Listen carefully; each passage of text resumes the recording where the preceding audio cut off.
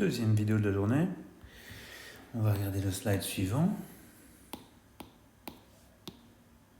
Si j'y arrive. Donc je crois que j'ai mal fait mon travail. Je vais copier ceci pour garder une structure plus ou moins similaire. On paste. Et maintenant on s'attaque à la page 76. Et la page 76 c'est quoi? C'est plus la loi uniforme, mais c'est la loi dite Bernoulli. Donc ici, c'est une expérience qui est en fait encore plus simple. Donc c'est une variable aléatoire dont la structure est encore plus simple que l'uniforme. C'est la variable aléatoire. Donc x est Bernoulli. Si x prend les valeurs 0 ou 1. C'est tout. Donc toute variable aléatoire qui prend les valeurs 0 ou 1 sera dite de Bernoulli. On écrit x tilde Bern P, donc B-E-R pour Bernoulli, P, pour indiquer quoi? Pour indiquer que x est de loi Bernoulli, c'est-à-dire si x appartient à 0, 1, et le P, alors le petit p c'est un paramètre de la loi, c'est la probabilité que x soit égal à 1. Et automatiquement, alors la probabilité que x soit égal à 0, c'est 1 moins p.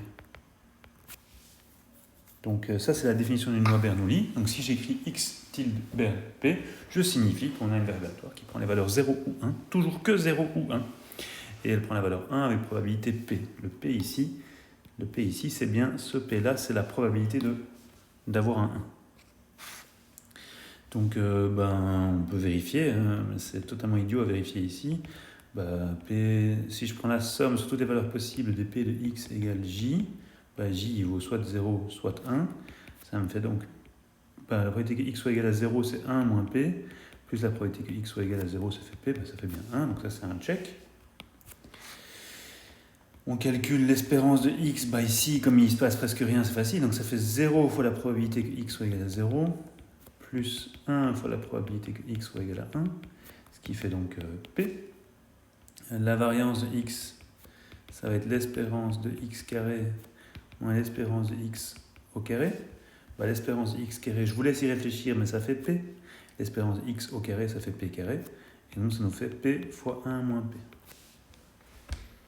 L'interprétation,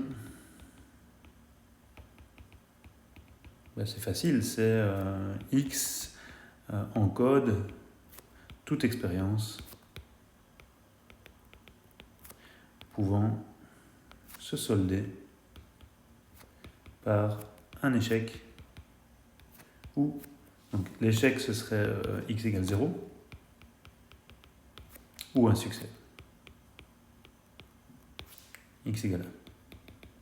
C'est la loi de base, c'est la loi la plus importante quelque part parce que c'est le bloc à partir avec lequel on construit énormément d'autres lois de probabilité beaucoup plus complexes. Et vous devez connaître son espérance CP, sa variance CP fois 1 moins P, et vous devez savoir en faire l'interprétation. Voilà.